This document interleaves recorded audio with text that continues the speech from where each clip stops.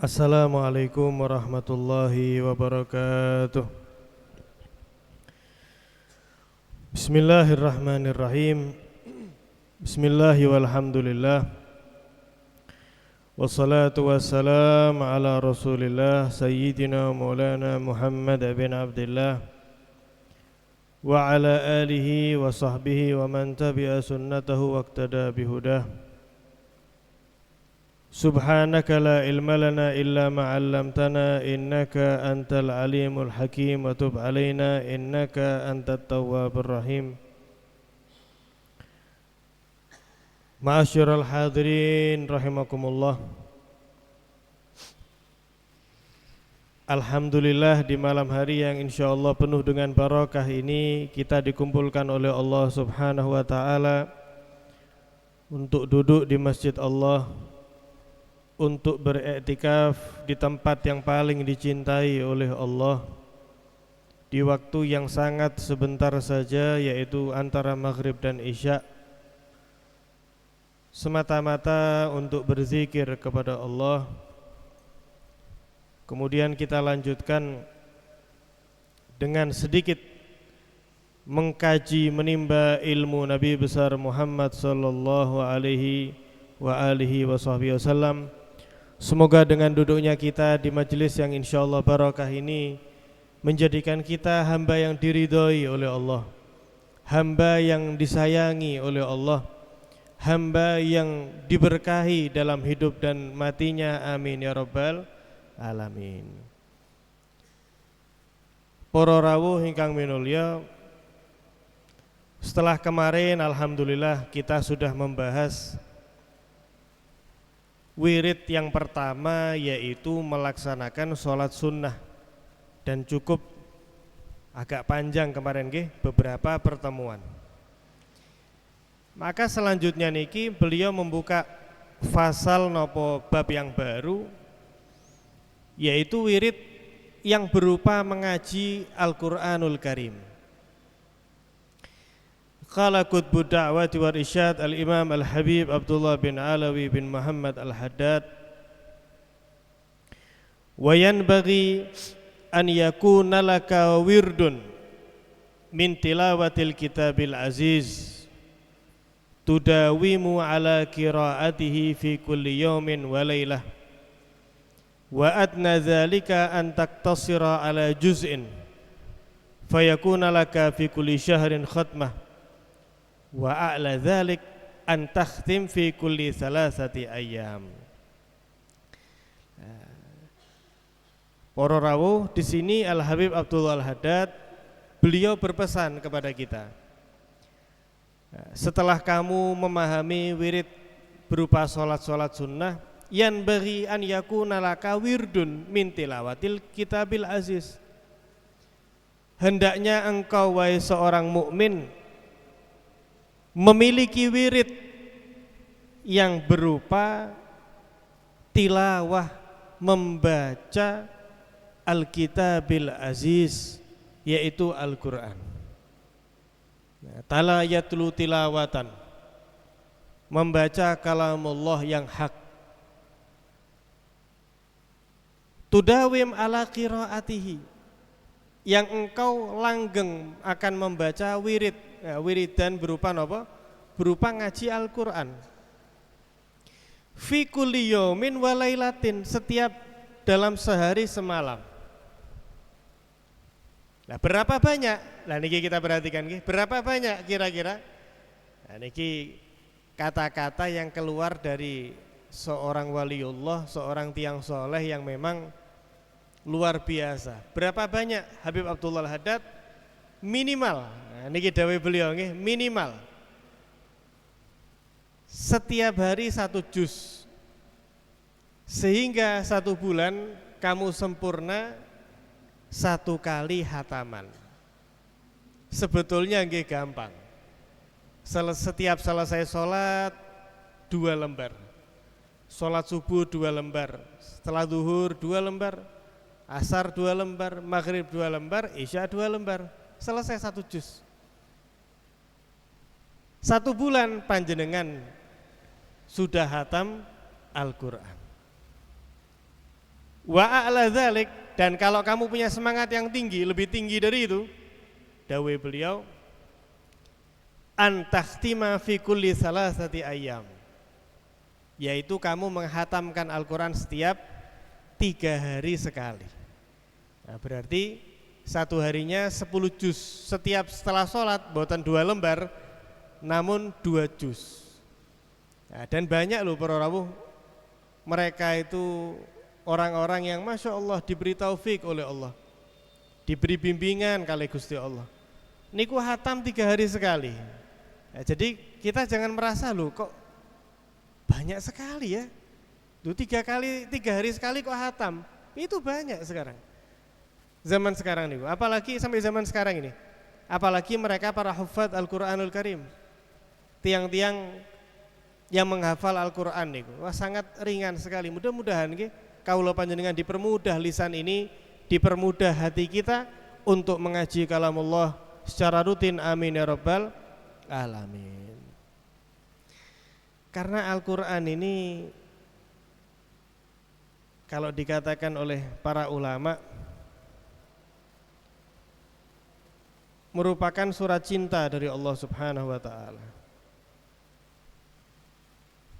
yang berisikan petunjuk-petunjuk Gusti Allah kepada kita untuk kehidupan yang beruntung dunia dan akhirat. Nabi Muhammad SAW niku menyatakan, afdalu ibadati ummati tilawatul Quran. Paling afdolnya ibadah umatku adalah membaca Al-Quranul Karim. Di dalam hadis yang lain, Nabi SAW niku sampai memperjelas betapa besar pahala seorang yang ngaji ini. Nabi SAW bersabda, man qara'a harfan min kitabillahi kutibat lahu hasanah wal hasanatu bi asyri amsalihha.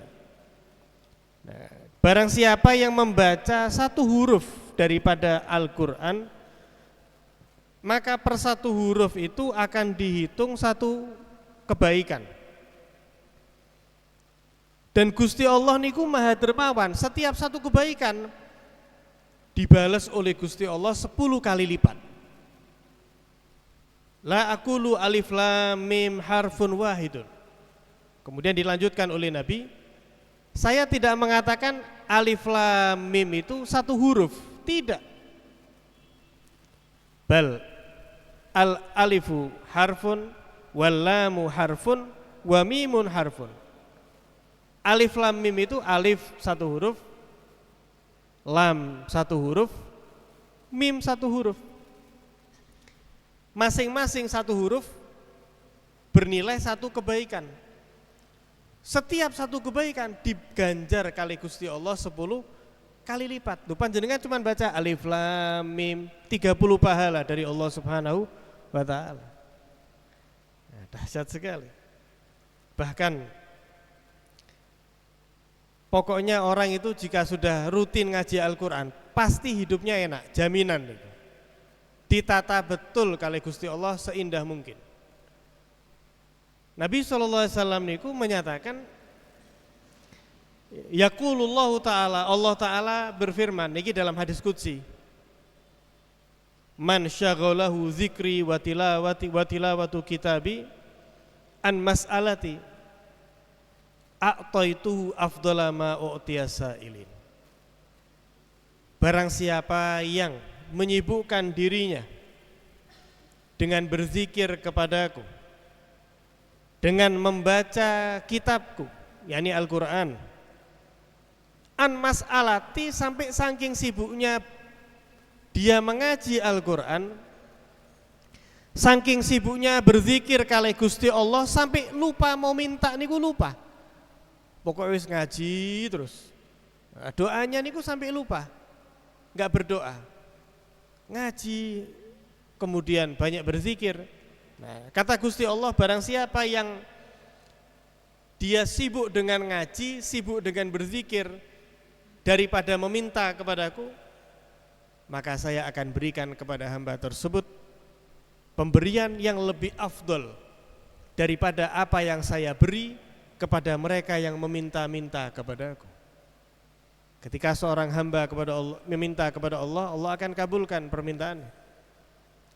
Namun ketika orang enggak sempat berdoa, sibuk dengan membaca kalamullah, sibuk dengan berzikir kepada Nabi sallallahu alaihi wasallam, Allah yang akan mengkabulkan keinginan yang ada di dalam hatinya dengan pengabulan seindah mungkin. Masya Allah. Bukan sampai situ para rawuh. Dahsyatnya lagi, Al-Quran niki bukan hanya memperindah hidup di dunia.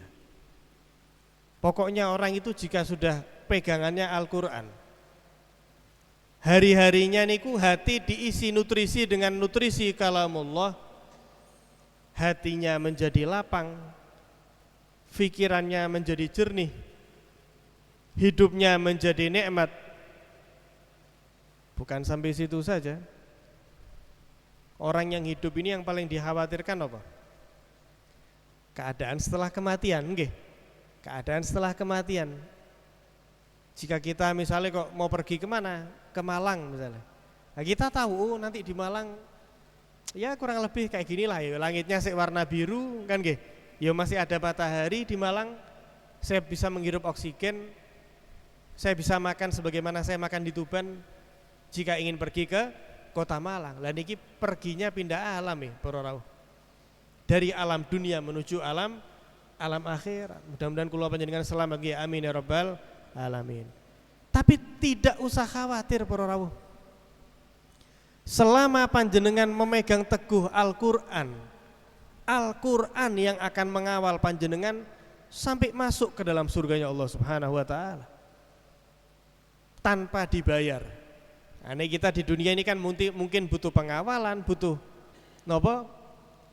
pembelaan. Nah, mungkin ada yang bayar pengawal kan nggih, butuh dikawal dan segala macam.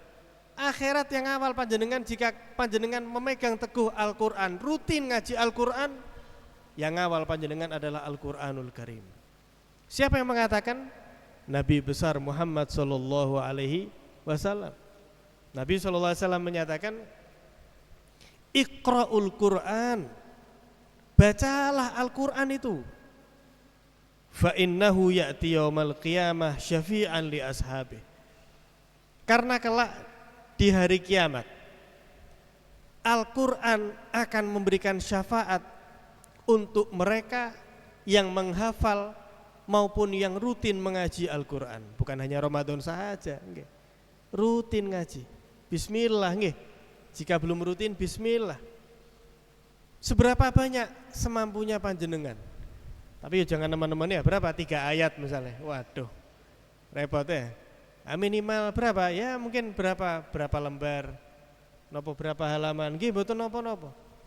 Niku lebih dicintai kali Gusti Allah sekalipun sedikit. Jika nopo? Jika istiqomah. Istiqomah niki para rawuh tidak menyulitkan. Tidak menyulitkan sekalipun nggih niki sebagai tolak ukur kawula panjenengan. Dikatakan oleh Sayyidina Utsman bin Affan, lau tahurat qulubuna, jika hati kita ini bersih.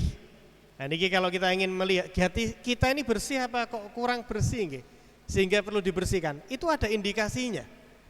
Nah, kata beliau, jika hati kita ini bersih, maka kita tidak akan merasa kenyang daripada membaca ayat-ayat suci Al-Qur'an.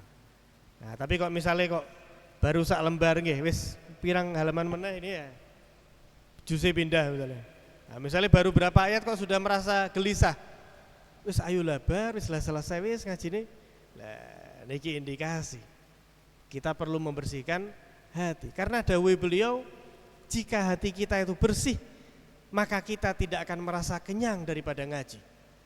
Nah, mungkin awalnya berat, tapi ketika masuk, Masya Allah, mengaji Al-Quran, merasa nikmat, merasa lezat, mungkin belum tahu maknanya, mungkin belum tahu tafsirnya, tapi merasakan kenikmat tilawah daripada Al-Quranul Karim, sehingga kadang lupa waktu. Nggih, biasa ngopi wis gak ngopi.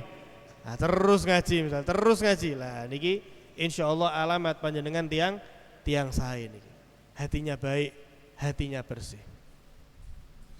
Jadi Kanjeng Nabi mengatakan, bersabda, bacalah Al-Qur'an karena Al-Qur'an itu akan memberikan syafaat kepada orang yang membacanya.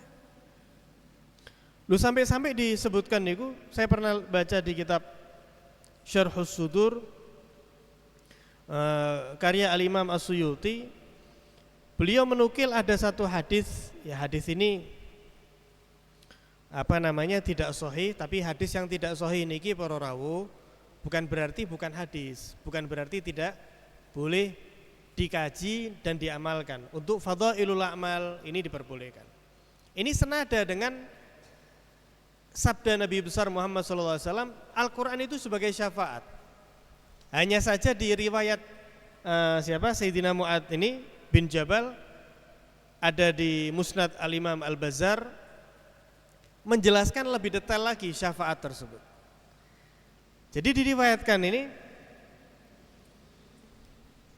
panjang sekali hadisnya, cuman sedikit yang ingin saya sampaikan di sini supaya kawula panjenengan semakin mantap istiqomah ngaji Al-Qur'an.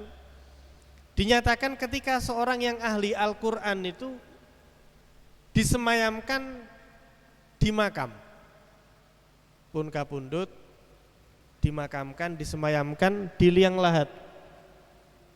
Nah, niki yang dimakamkan apa? Shahibul Qur'an. Shahibul Qur'an itu orang yang harinya tidak lepas daripada Al-Qur'anul Karim.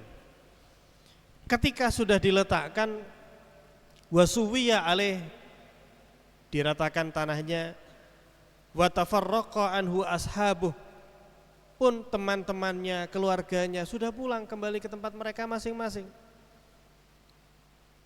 Atahu munkarun wa nakir, langsung malaikat yang bertugas datang, malaikat munkar dan nakir.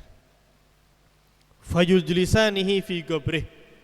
Nah, setelah malaikat munkar nakir datang, maka mendudukkan mayit tersebut, dibangkitkan, didudukkan. Nah, ini baru mau ditanya iman rabbuka para rawuh. Sudah tiba waktu interogasi, mempertanya man rabbuka wa man nabiyuka dan seterusnya. Turunlah Al-Qur'anul Karim. Turunlah Al-Qur'an dengan cahaya yang menghalangi antara malaikat munkar nakir dan mayit tersebut. Niki teng hadis niki. Malaikat munkar nakir mengatakan, "Loh,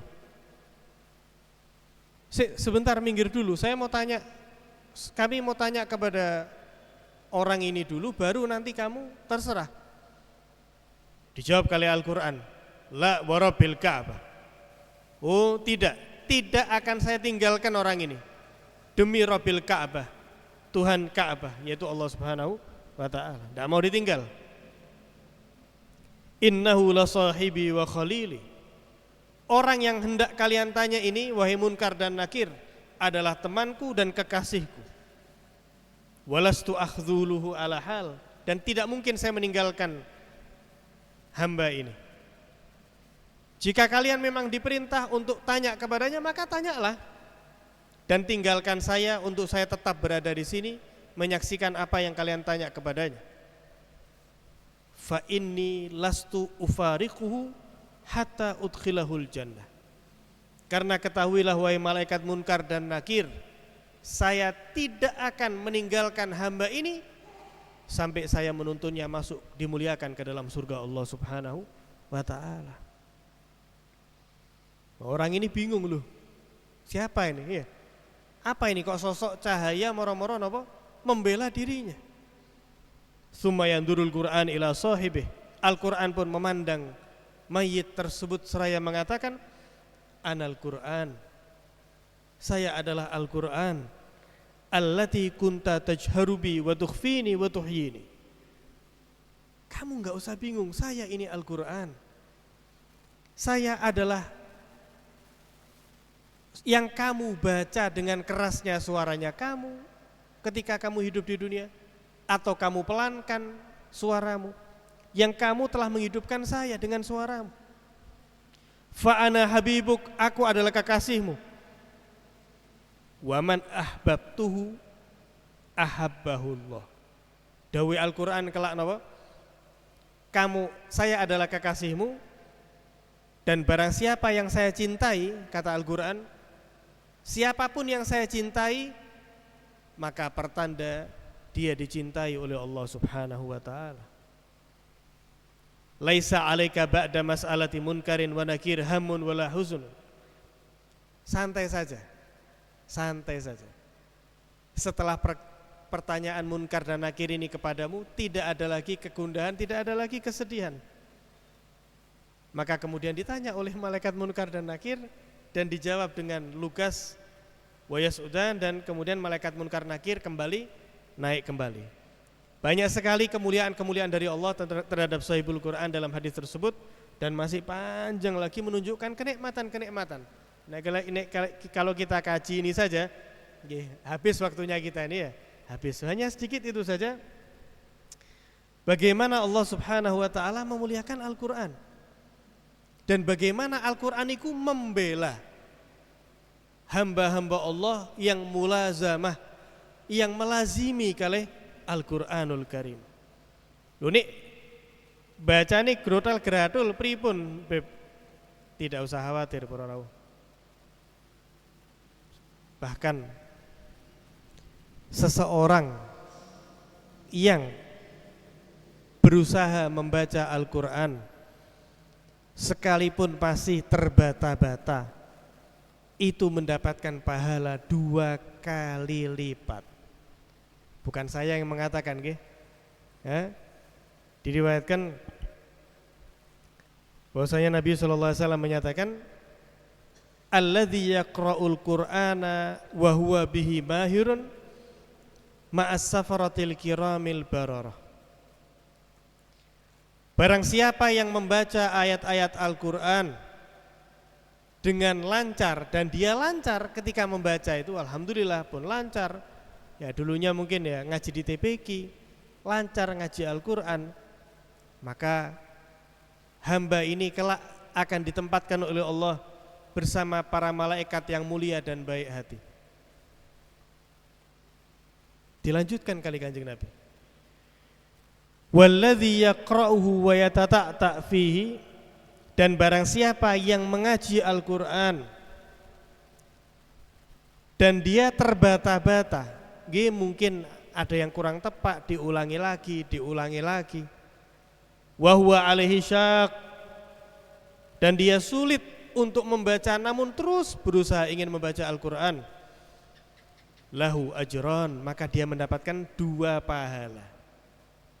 Allah. Jadi kita niatkan nggih, jika kaula panjenengan belum rutin mengaji Al-Qur'an, kita niatkan sepulang kita daripada majelis yang mulia ini, tidaklah berlalu 1 hari pun daripada hari-hari kita, melainkan kita menyempatkan, meluangkan waktu untuk membaca ayat-ayat Al-Qur'anil Karim, sehingga kita tidak termasuk orang yang merugi. Banyak sekali para rawuh dalil-dalil tentang keagungan membaca Al-Qur'an. Namun langsung saja kita lanjutkan ungkapan Al-Imam Al-Habib Abdullah bin Alawi Al-Haddad, wa'alam anna lil qira'atil Qur'ani fadlan aziman wa atharan fi tanwiril qalbi kabiran. Dan ketahuilah bahwa di dalam membaca Al-Qur'an fadlan azima, terdapat pahala yang sangat besar sekali. Wa atharan fi tanwiril qalbi kabiran, dan memiliki pengaruh di dalam hati dengan pengaruh yang sangat-sangat besar sekali. Sehingga dikatakan oleh para ulama, salah satu obat hati yang mengobati hati kita yang sakit, mengobati hati kita yang gundah tanpa alasan yang jelas, menerangi hati kita yang terasa gelap dan sumpek, adalah mengaji ayat-ayat Al-Qur'an. Tapi tentu para rawuh, tidak semua orang mendapatkan pengaruh tersebut dengan sempurna. Tergantung dari apa asar tersebut, nopo efek akibat mengaji niku banyak sedikitnya, besar kecilnya itu tergantung pada apa? Tergantung pada adab, tergantung pada adab etika kawula panjenengan ketika mengaji Al-Quran. Sehingga seseorang yang mengaji Al-Quran dengan berwudu, dengan berpakaian yang sopan, dengan menghadap kiblat, dengan merenungi maknanya, dengan terjemah tafsir misalnya, niku berbeda dengan orang yang misalnya mengaji kali layeh-layeh misalnya, sama miring-miring, mungkin pakaiannya kurang sopan, mungkin duduknya kurang sopan, mungkin tanpa wudu. Lah niku imbasnya ke hati niku berbeda. Sehingga dikatakan julusuka inda tilawatil Qur'ani lahu atharun. Duduknya panjenengan ketika mengaji Al-Quran itu sangat berpengaruh akan efek pembacaan ayat-ayat tersebut ke dalam hati panjenengan. Semakin beradab di dalam mengaji pun akan semakin memberikan cahaya yang besar yang masuk ke dalam hati tersebut. Qala sallallahu alaihi wasallam, Nabi sallallahu alaihi wasallam bersabda, afdalu ibadati ummati qiraatul Qur'an. Paling afdal ibadat umatku adalah mengaji Al-Quran. Sehingga dikatakan oleh para ulama, barang siapa yang menginginkan berbicara dengan Allah, maka caranya adalah dengan melaksanakan sholat. Jika kau kita ingin mengadu kepada Allah, maka tempat aduan yang paling tepat adalah ketika kita melaksanakan sholat menghadap kepada Allah. Jika kita ingin berbicara kepada Allah, lakukanlah sholat. Namun jika kita ingin diajak bicara oleh Allah, kita ingin merasa dikhitab, diajak bicara oleh Gusti Allah, maka bacalah ayat-ayat Al-Quran. Sehingga seorang yang menjadikan Al-Quran itu ngapunten hanya pajangan saja, berhari-hari bahkan naudzubillah berminggu-minggu terlewat tanpa mengaji, membuka ayat Al-Quran, niku lama-kelamaan hati niku terasa asing kali Gusti Allah. Hati niku terasa jauh dari Allah. Kenapa? Lama enggak terasa diajak bicara oleh Gusti Allah.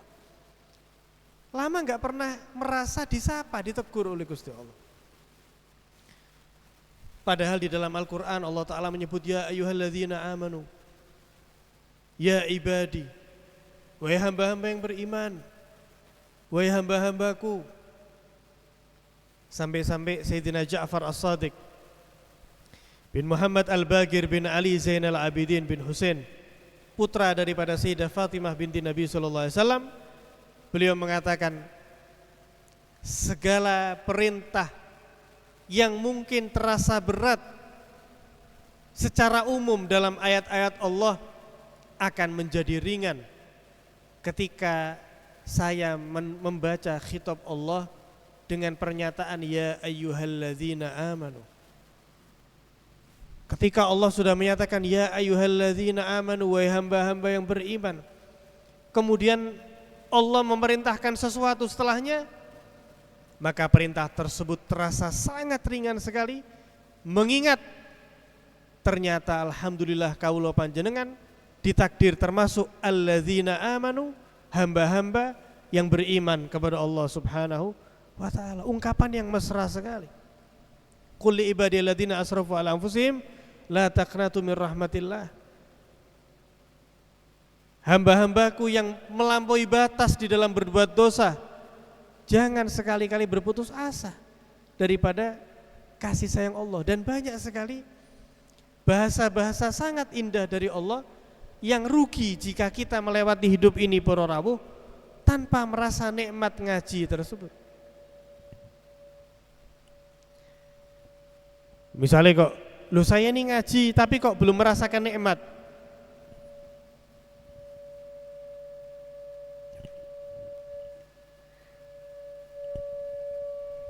Saya merasakan ngaji tapi kok nggak merasakan nikmat. Nggih, sabar.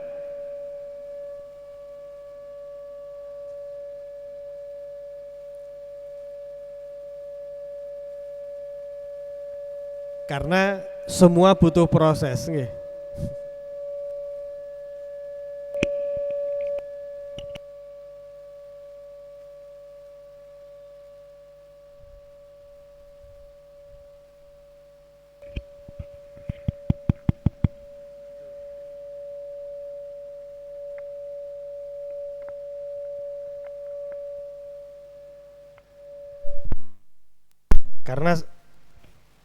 Karena semua butuh proses nih. Mereka itu para aulia merasakan manisnya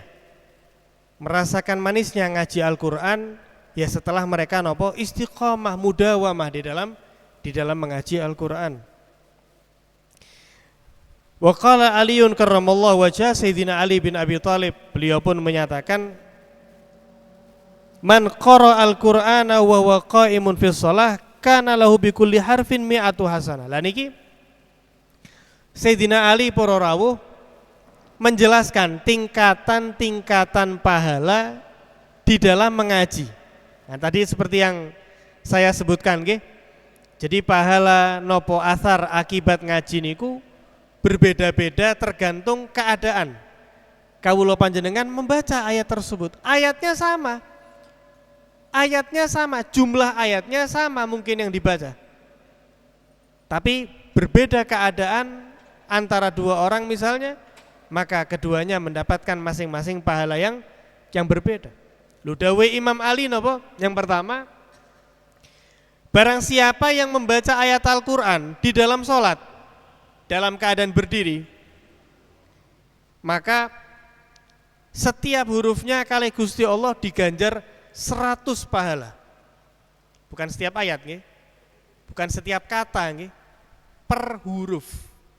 Alif lam mim 300. Jadi kan pas sholat misalnya Alif lam mim Allahu akbar 300 pahala. Wa man qara'ahu wa huwa qa'idun fi shalah kana lahu bi kulli harfin khamsuna hasanah.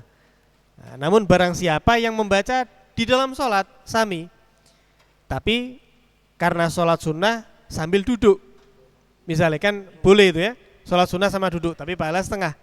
Nah, barang siapa membaca ayat Al-Qur'an dalam sholat sunnah duduk, setiap huruf diganjar kali Gusti Allah 50 pahala.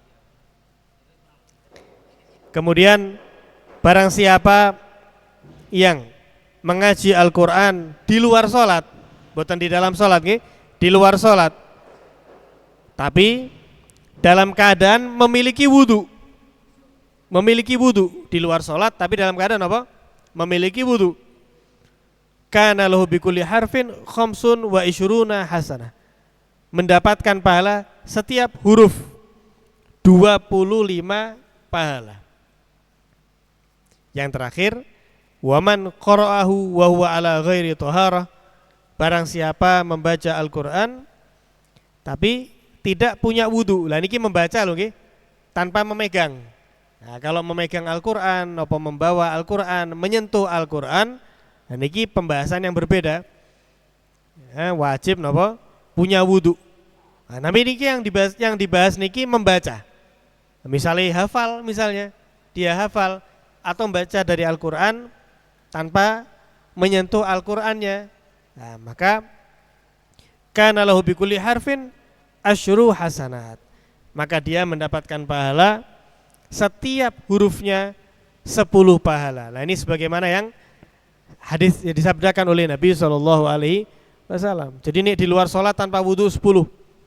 Di luar sholat dengan berwudu. Nah, ini semakin beradab berarti semakin beradab, semakin tinggi. 25 per huruf. Di dalam sholat tapi duduk 50. di dalam sholat membaca ayat-ayat Al-Quran, di dalam sholat dalam keadaan berdiri, maka setiap hurufnya diganjar kali Gusti Allah 100 kebaikan. Jika kaulo panjenengan ditakdir memahami kajian seperti ini, betapa besar pahala yang dipersiapkan oleh Allah, yang diberikan oleh Allah, yang dibalas kali Gusti Allah kelak di akhirat, maka sangat-sangat rugi sekali jika kita tidak terbangkitkan hati kita untuk rutin membaca ayat-ayat Al-Quranul Karim. Dan tentu saja ayat-ayat Al-Quran tidak afdol, kurang afdol tanpa mentadabbur, tanpa menjalani adab-adab yang lain yang insya Allah kita akan bahas di pertemuan yang akan datang. Semoga sehat walafiat, panjang umur, amin ya rabbal alamin. Wassallallahu ala sayyidina Muhammadin wa ala alihi wa sahbihi wasallam. Alhamdulillahi rabbil alamin.